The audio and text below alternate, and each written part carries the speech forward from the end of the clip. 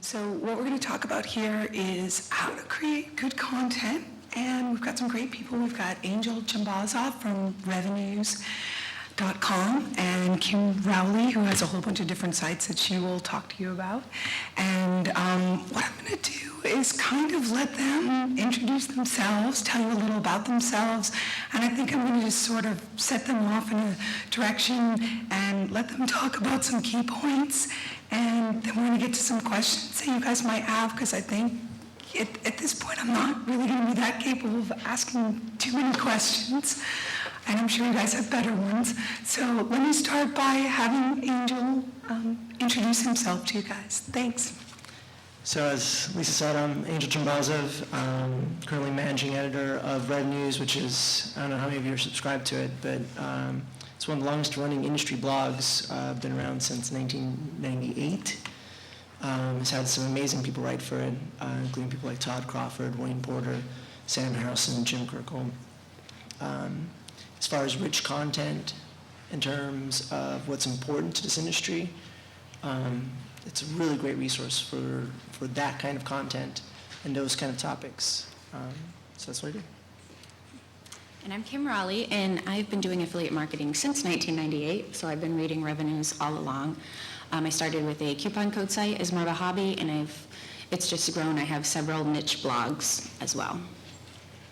Okay, so I think one of the things that people seem to struggle with, or at least they talk to me about, is, you know, they want to write things, they want to blog, but they don't feel like they're professional writers. So maybe you guys could, I mean, Angel, you have come from a professional, you were an editor, but maybe you guys can address sort of, you know, why that's maybe really not the most important thing to feel that you're a professional author or writer. Well, I think the main key is every one of us has got specialized knowledge, whether it be specialized knowledge about a particular professional industry topic or just simply a hobby that you happen to know a lot about. For example, I've got friends that can just list off, you know, all the baseball stats for every single team, who did what, who won what pennant. It's the kind of knowledge that I personally don't have. And they're really passionate about it, and I think passion is the key.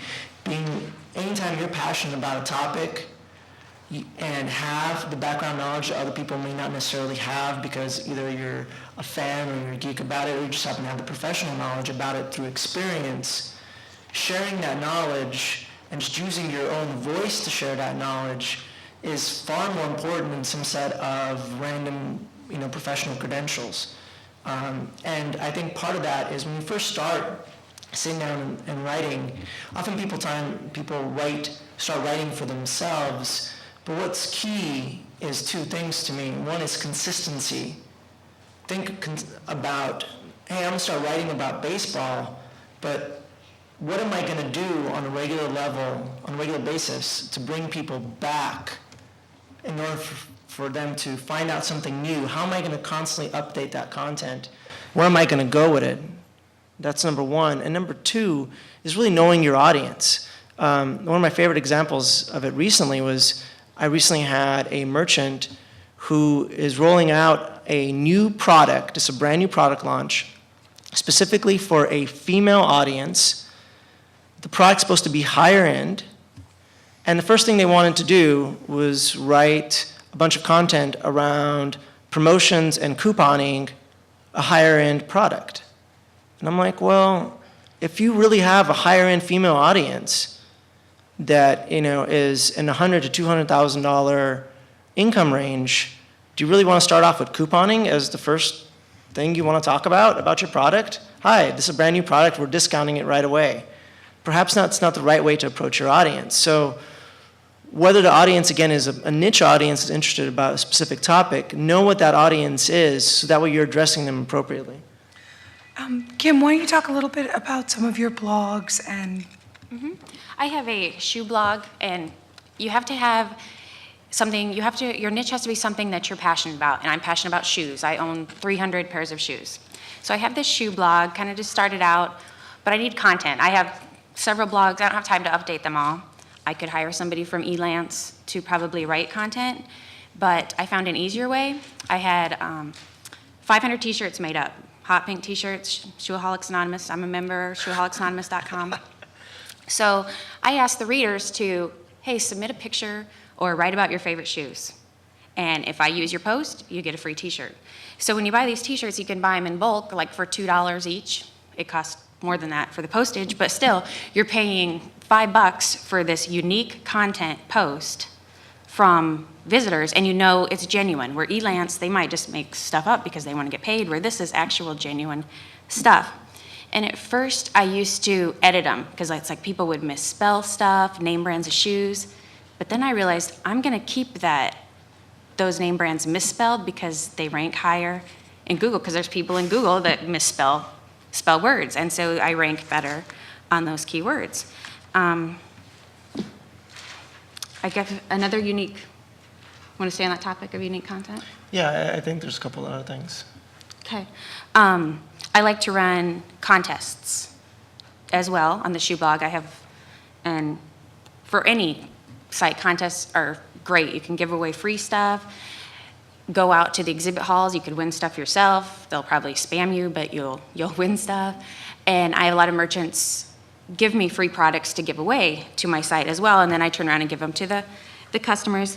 Have them, in order to enter, have them sign up for your RSS feed, or have them leave a comment, or both, better yet, have them do both. And there's also unique content. Like right now on one of my sites, I'm giving away on stealthestyle.com a product from Avon. So they actually have to click on Avon, which is an affiliate link, tell us which product you want to win on Avon. So here's all these comments of all these Avon products that all these people want to win. So and then they're also subscribed to the RSS feed, so then they're going to come back.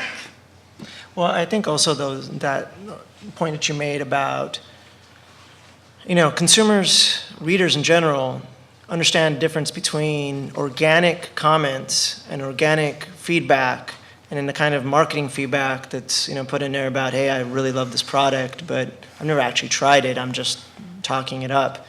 A great example of an affiliate who's doing it really well is Buzzillions. If you've ever seen their reviews, they've done a really, really good job of making their various reviews about their products, all of which are affiliate products coming in on different data feeds, ensuring that those reviews are organic in terms of, again, it's not a merchant hiring a reviewer to go in and falsely review a product. Like, if you spend a lot of time reading Amazon reviews, you'll notice a lot of writers getting their publishers to write their own comments in their reviews. But Buzzillions does a really good job of making those reviews organic, and it's very important because it's done a good job of raising up their profile and getting their audience to keep coming back. Because why is an audience going to read reviews? They want to know, and Buzzillions is informing them whether or not this product is actually good. Buzzillions is performing a service by helping answer a question. And that question helps bring authority and helps Buzzillions become a leader in providing good, in-depth reviews on various products.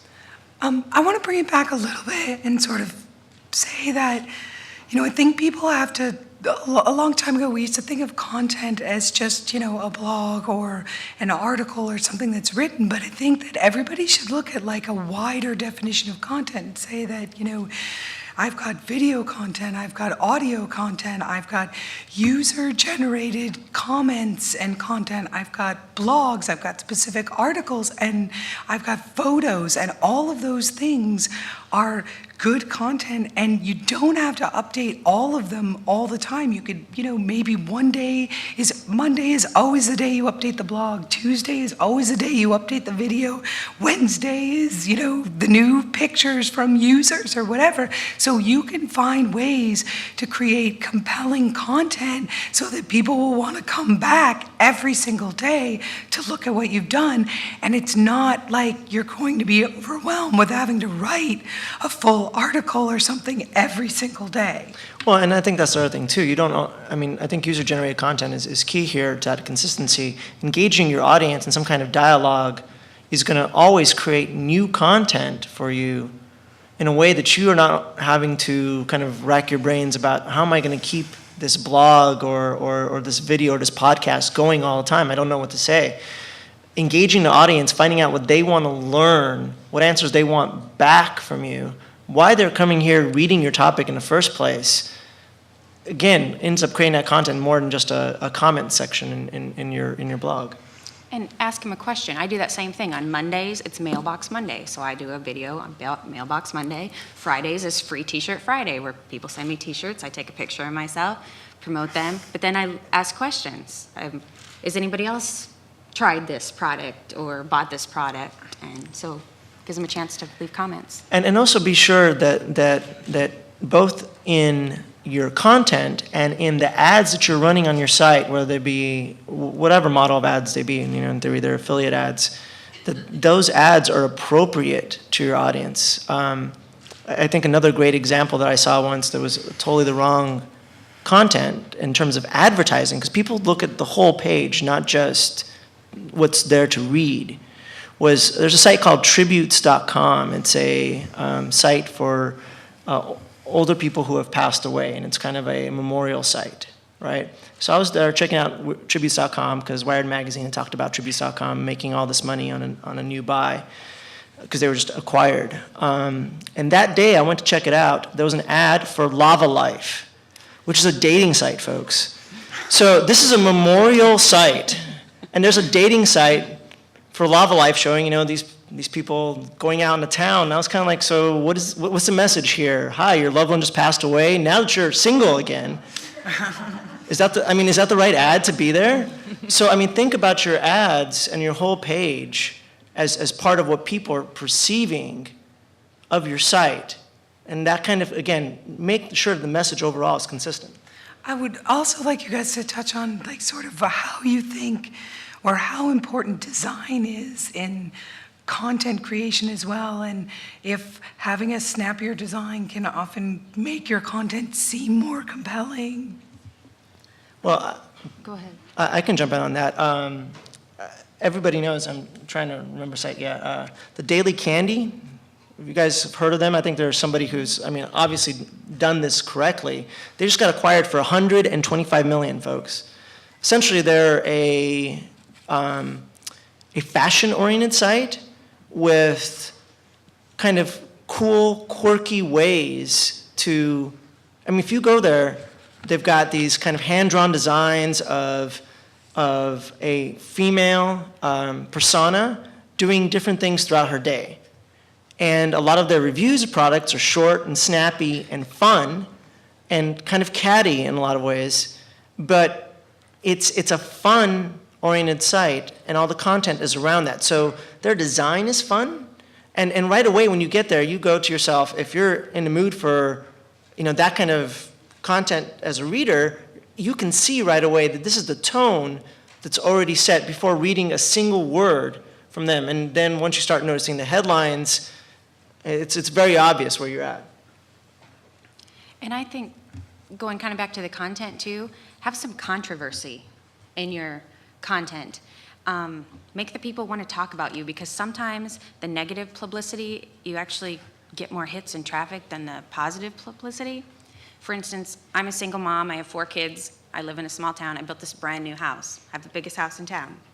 And I started blogging about it. Well, of course, everybody in town starts talking about me, blah, blah, blah, and how conceited I am, and I live on Snob Hill. But you know what? All 1,700 of those people had to go to that site and read it. Well, I think controversy is also a good manner. Jones Soda, which is one of the companies I consult for, they've been having, last summer they had financial legal problems that were very public about their investors, and they're a publicly traded company, and there was issues there. What was funny in a kind of perverse way was that one of the Wall Street blogs talking about Jones Soda stock tanking drove more sales that month than any other blog out there. And I thought it was kind of, it's a great example of controversy actually leading to sales. And I don't know if that blog was monetizing that way, but it was funny. So I wanted to touch upon the fact that you can have great content, but sometimes people don't get to see it. They don't make it there. So what are some things you can do to sort of attract people without having, content that's just stuffed full of keywords and, just there for SEO purposes and not actually good content? So you want me to talk about like how to get the visitors there? I am a big social network person, and I just pulled up because I wanted to give this code out. If anybody doesn't use ping.fm, you need to go to ping.fm, and you have to be invited, but there's a code, and I just wrote it down. Ping it like it's hot is the code to get in today. Ping it like it's hot, and it is the coolest creation that I found. I can't call You it can- up. Wait, let's see. I'm having trouble. You can update your social status on every single social network, from MySpace, Facebook, Twitter, and you can do it from email, from AIM, from anything, from the different applications. So I update that once, and then I'll have all my feeds go there, like my Mailbox Monday with the link. All my social networks have that. I don't like my MySpace, but MySpace gives me the most traffic out of all of them. And another thing, for your RSS feed, you want to get them to sign up for your RSS feed, do the contest thing, anything you can do to get them to sign up. I like to go through FeedBurner, run all my feeds through there first, just because they're owned by Google, and it's kind of fun to see your FeedBurner go up. And Oh, sorry. yeah, ping.fm. And then to have them sign up to receive the email, FeedBlitz is a good one that's free. Otherwise, you can use ProSender, Aweber. There's like a small monthly fee or every 3-month fee for those. I use those as well. But FeedBlitz is free. And then you have the choice of setting your blog. And I use WordPress for all of mine. And under the settings and reading, you can pick full text or summary. And I use different ones for different things. For instance, my House for Kim blog that's so controversial, I do summary because I want to get people back to the site. There's no affiliate links in my posts. I just write about everyday things. A couple months, was it last month? I had to get stitches in my wrist, slip my wrist open on a share sale glass, no less. So, here's this little teaser about how to get stitches. Well, the people that follow me, they want to read the rest of the story. They're going to click on that summary link and go to the site. So I got them there. Whereas, let's say the celebrity fashion blog, it's basically affiliate links. Here's where you can buy Gwen Stefani's lamb handbag. I don't really need to get them back to the site because they're probably going to be too lazy to click over. Let's do the full text in your RSS, so when they get it in their email, they can click on and buy that bag right there, right then and there.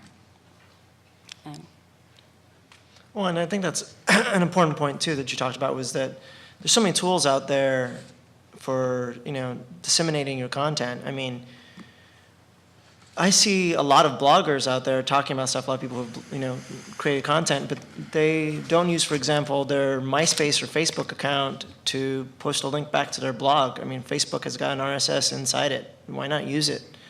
I mean, use these tools to help remind people to come back to your site. And the other thing to me is building affinity. One of my favorite sites out there is ican'thascheeseburger.com. If you guys don't know who that is, ican'thascheeseburger do those funny cat photos where it's an LOL speak, and it's something like this sad-looking cat saying, I made you a cookie, but I eated it. And it's kind of a funny thing to talk about there, but they're essentially a WordPress blog that posts pictures, right? And their traffic is in the top 2,000 in Alexa by just posting pictures of funny cat photos. But they've built so much affinity with their audience that, it's not only built up great traffic, but I ran a great campaign, again, through Joan Soto, that on I Can't Has Cheeseburger, where we were like, hey, this is a built-in audience. We're going to allow the audience to pick what photos they like to see on Joan Soto labels. So this was, we had 70,000 people vote on this. And then we went from online to this fall putting those labels, you can find them at your local stores, with funny cat photos on the Jones labels. And the way I got corporate to agree to that was, well, one, look at the readership, and number two, frankly, who doesn't like cute cats with silly sayings, really? I mean, I don't like cats. oh, fine. We're not going to sell them to you. I'll send you shoes instead.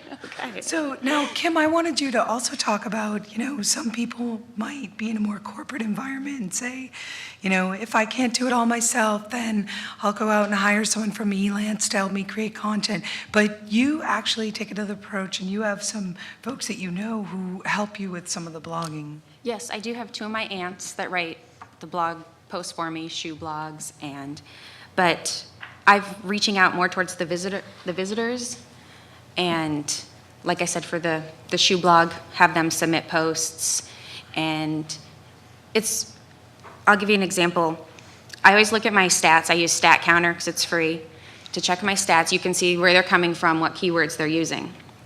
I have a bunch of people searching for Victoria Spencer shoes in Google, sending me, so go to that page, I'm like, how can I monetize that page? And Victoria Spencer, first of all, is spelled wrong, but then it's spelled right. So do you think there's one affiliate program that sells Victoria Spencer shoes? No. If you guys can find one, you can monetize on it. So I ended up signing up for the eBay. They have there's a free plugin that can list current shoes, or current anything on eBay. You put in the keywords, so I put in Victoria Spencer shoes. I have a listing of 10 Victoria Spencer shoes that are up. And eBay, if you're still using your CJ links, they don't work. They have a new program, ebaypartnernetwork.com. And I think it's PHP Lite is the plugin, or PHP Bay. Definitely good plugin. And plus, it's not a JavaScript, so actually all those listings show up then on your keyword list.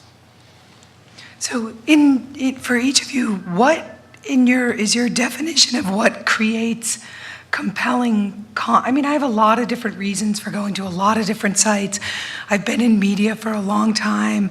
Most people who know me know that I'm like a huge magazine junkie, and I get like 50 magazines, subscriptions, and then I buy magazines all the time, and I'm just always reading, and I have a different relationship with each of the magazines and a different relationship with the content. And sometimes for me, it's just that the information is compelling. Sometimes it's that the magazine is entertaining. Sometimes it's that I know it's a place to just get a quick hit before I move on to something else. So what, in your opinion, makes content the most compelling for you? You can go.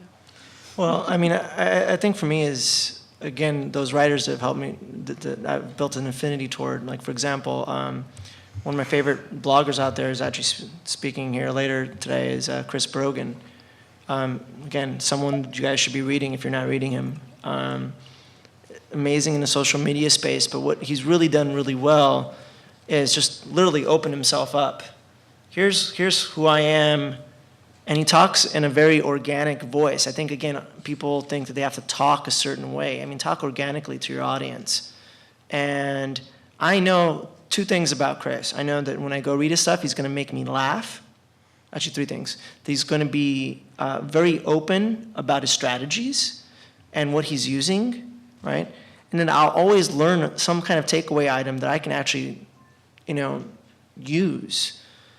If you can do those things, if you can entertain, right?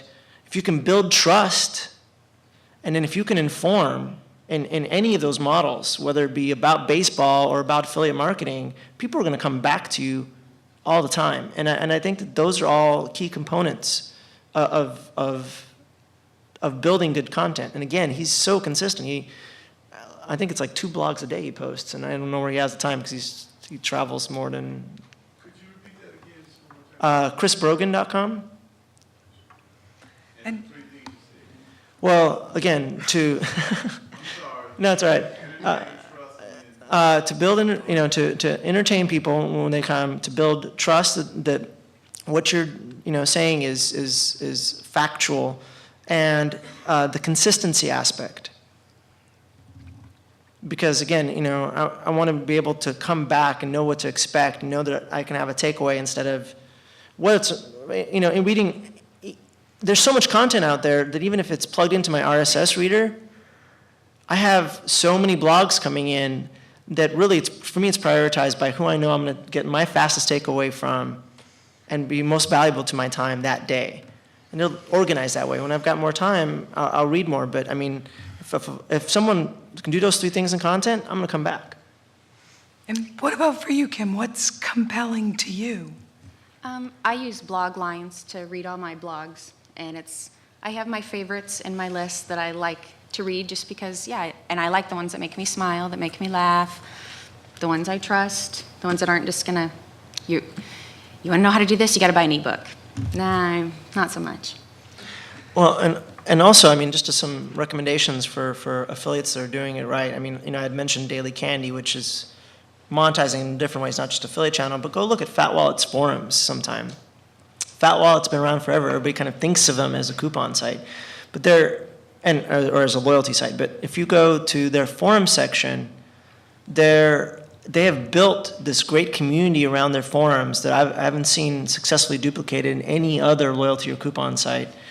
And the reason it's so successful is because they do a good job of keeping the merchants out of there, except for, so the merchants are not just spamming the forums. The forums are mostly filled with people talking about things like shoes.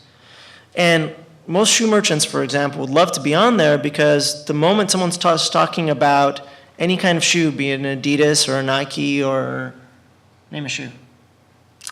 Jimmy Choo's. A Jimmy Choo's, that shoe is going to sell 200, 300 units in the day they're talking about in that forum. Because that audience just is organically excited about what they're talking about. And those forums are an excellent, excellent model. Another great model is She Finds out of New York. She Finds does an amazing job of, again, it's a women's fashion newsletter. They've done an excellent job of melding their content in terms of, let's say they're talking about purses and handbags. So they'll talk about, hey, what purse to wear to what event. This is the appropriate, for either a job event or a night out in a town, or as a gift if you're giving it as a gift. I disagree with you on that one. With shefinds.com, I believe they're straight affiliate links and they're going to hype up the product to get you to buy it. I read it too. I don't think they're all honest reviews. Wait, but so then that brings up a point for you, having something where the content is just hyping up a link in order to make someone buy is not compelling. So how would you do that, in your opinion, in a compelling fashion?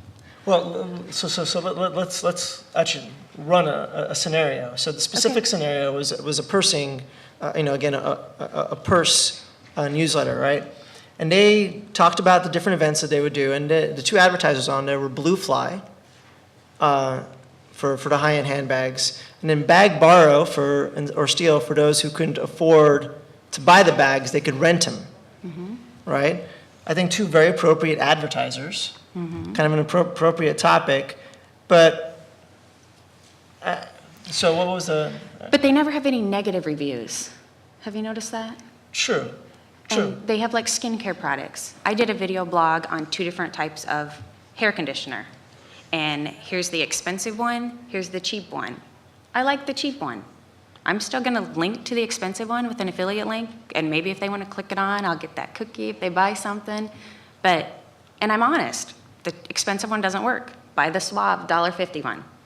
I think you need to be more honest with your readers and. Well, definitely the reason She Finds wasn't bought for 125 million and Daily Candy was, even though they roughly have their same thing, is because She Finds is never catty. And I think one of the reasons they're never catty is a lot of merchants are a little scared. Bazillions talks about this too. A lot of merchants are a little bit scared about, possibly negative feedback on a product. But as Bazillions would say, I mean, if you have a product out there, you should stand behind it. And sometimes those reviews are going to teach you something. Sometimes that cattiness can teach you something. And you're right. She Finds, although does very excellent positive stuff, it doesn't do anything negative or controversial, which is a weakness in a way. And it's not personalized. Like my shoe blog, I hate flip-flops. You'll never see me wear flip-flops. I hate them, and all my readers know that. I love brown mules. I own 20 pairs of brown mules. I like brown mules. So I'm going to write about both of them. And it's funny because the readers then, I'll write an article about flip-flops, and then they'll give me crap about it, and it's more personalized that way. And even though I talk bad about flip-flops, I'm still going to sell them because other people like them. You know, it's, So things took a little bit of a different turn today because of my situation here, so I apologize for that. But I'd like to open it up and kind of ask you guys for questions, because since I'm not really able to ask as many, I think it would be great to hear what you guys have to say. So does anyone have a question about creating good content? Compared to your typical content item that you write, how long would your video pieces be as far as time-wise? Like, do you limit it? Do you think there's an ideal length of time?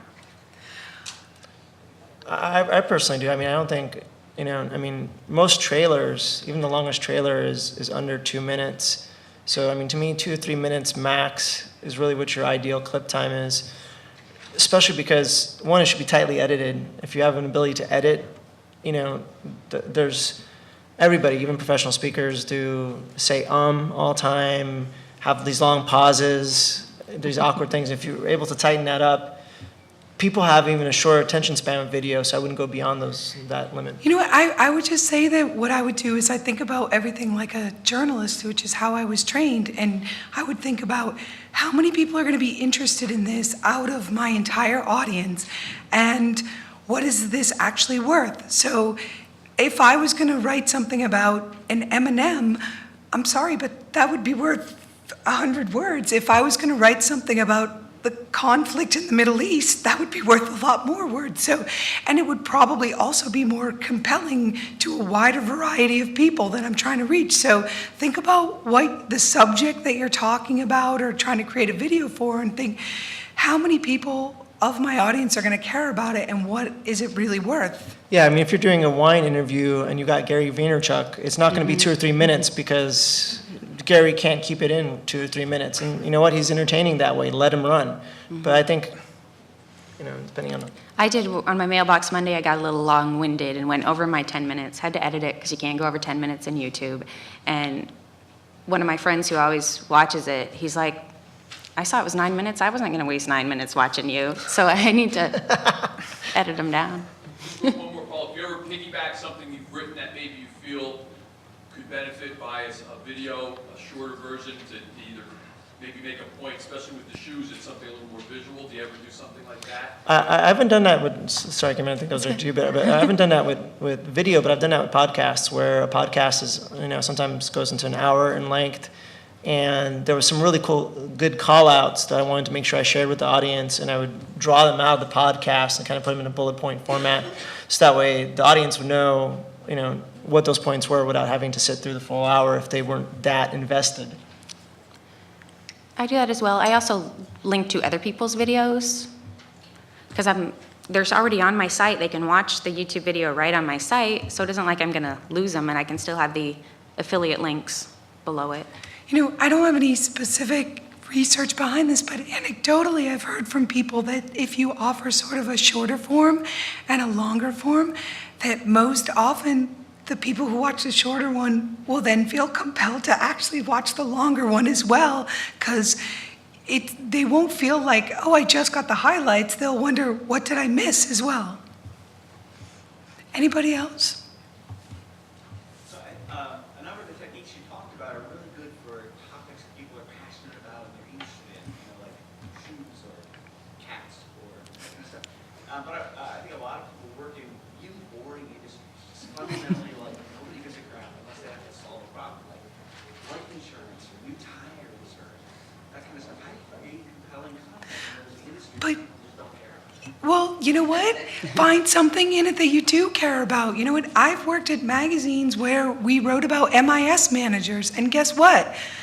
That's boring. You know what, I am a huge sports fan, so I decided I was going to find MIS managers who work for the Yankees or who work for the Red Sox or who work for somebody, in the NBA, and I'm going to talk to them about how they run their organization.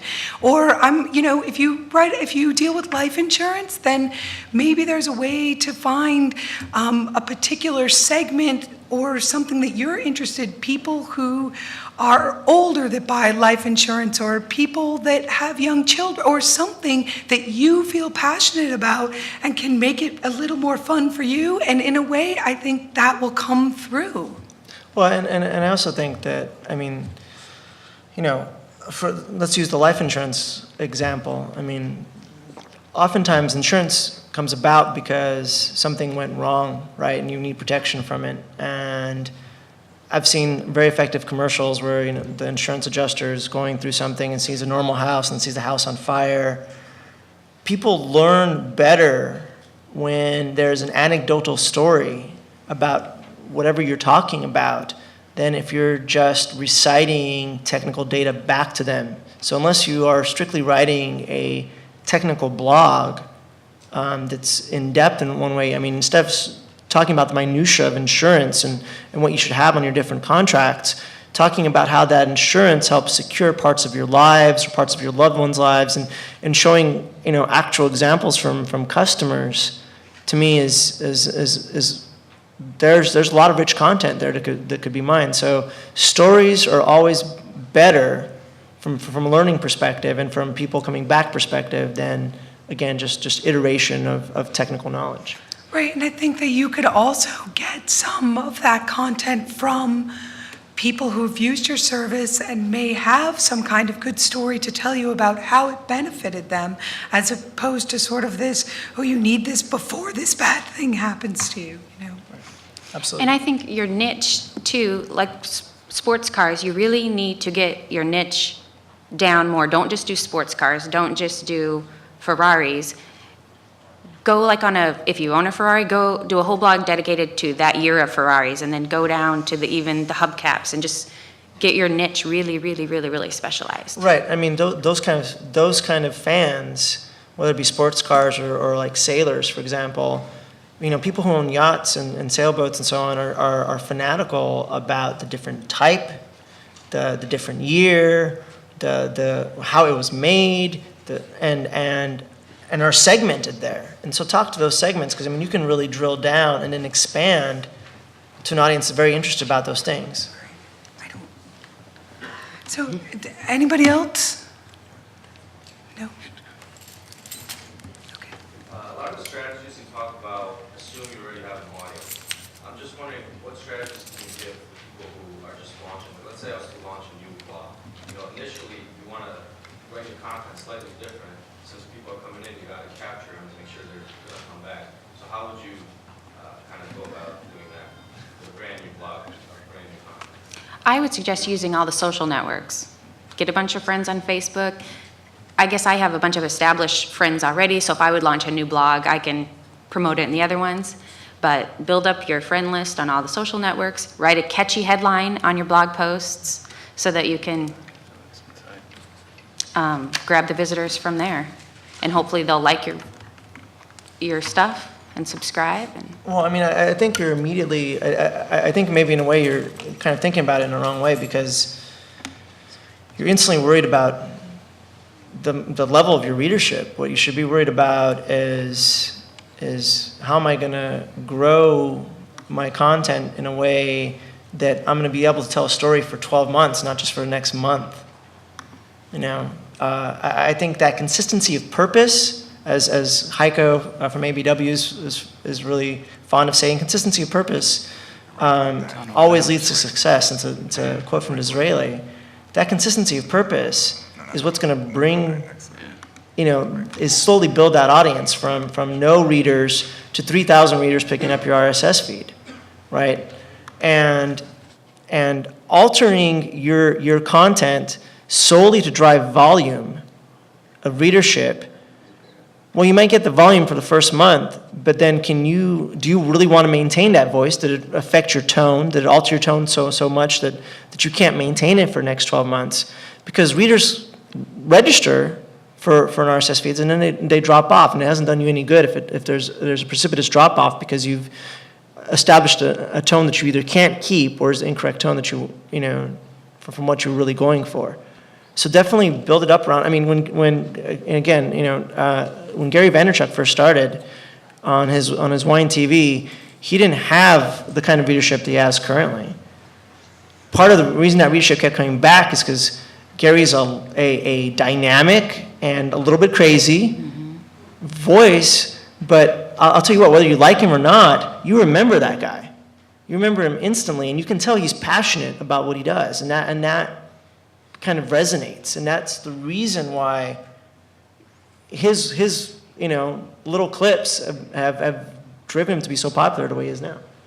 I was just going to also say that one important thing to me as somebody who is always reading a lot of content is making things things available to everybody. So you may start writing and have a very small audience at first, and then maybe 3 months from now, you've got 10,000 people coming. Well, I want to make sure that if I just started coming in 3 months, that I can see what you did before. So I want it easily accessible to me. So for me, that's a really important thing, to be able to go back and have archives. And, you know, if I like you, I'm not going to want to know just what you're going to say today and tomorrow.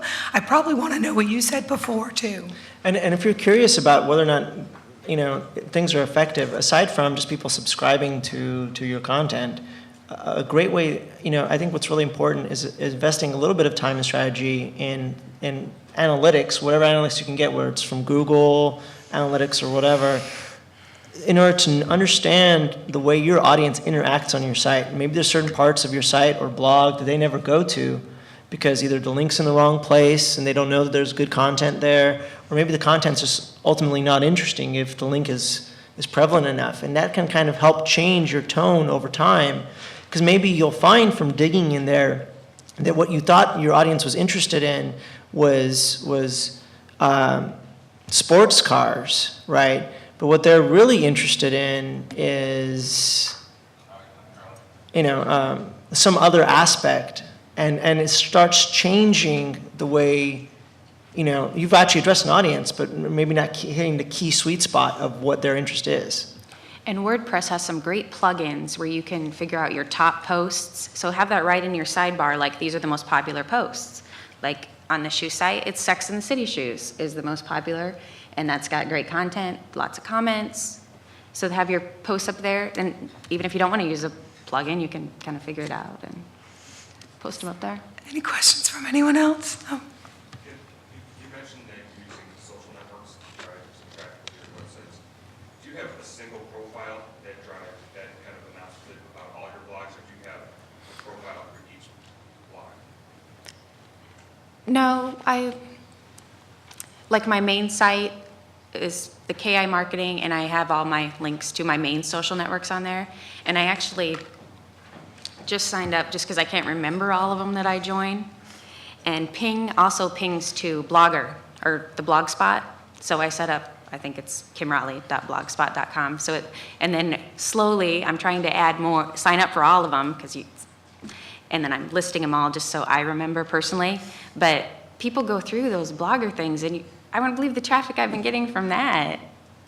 Well, and also give your readers, you know, easy tools. Like one of the tools I really like is Share This, which essentially, you know, you click on it and it gives you a wide variety of stuff tools. You know, you may use Technorati and you may not use Dig. You may use Facebook and may not use MySpace. Instead of going one at a time, Share This provides them all at once, and your reader can say, well, you know, I'd like to dig this, or I'd like to whatever this, and it gives them an easy tool set right away. Those kind of tools, I mean, will provide things back. And I think one of the things that I've noticed is, have you guys seen those? There's a variety of them. There's My Blog Log. There's the one that Scott Jangro created. Bumpsy. That show people's pictures on different, you know, their readers to the blog. Well, what I've noticed is that certain people, it's almost kind of like, I want my picture up there. I want my picture associated with Chris Brogan. I want my picture associated with Sean Collins. And so they'll start coming back frequently just to make sure that they're in that circle. And I think that's going to happen with any kind of community, because people, it's almost kind of like a, what's the word? It's almost kind of like a vanity profile. You know, like, hey, I'm on this blog that's really well known. And I think that's going to happen in any kind of community circle where people want to feel like they're part of the community. I think those tool sets are valuable that way, again, to get people to keep coming back rather than just picking it up on their RSS. This is kind of off topic, but I just thought of it from there. Also, your different social network profiles, go and submit them. They even have RSS feeds, like the blogger does, Twitter does. At the bottom of your Twitter has a little RSS feed. Go to like Ping-O-Matic and submit those URLs there, so they will ping your Twitter profile. And I mean, because it doesn't hurt to get more of your name out there. I think if you search for my name, probably most of my social network profiles will come up first. Any other questions? Well, thanks to Angel and Kim, and thank you guys for putting up with this. Sorry about that. Thank you.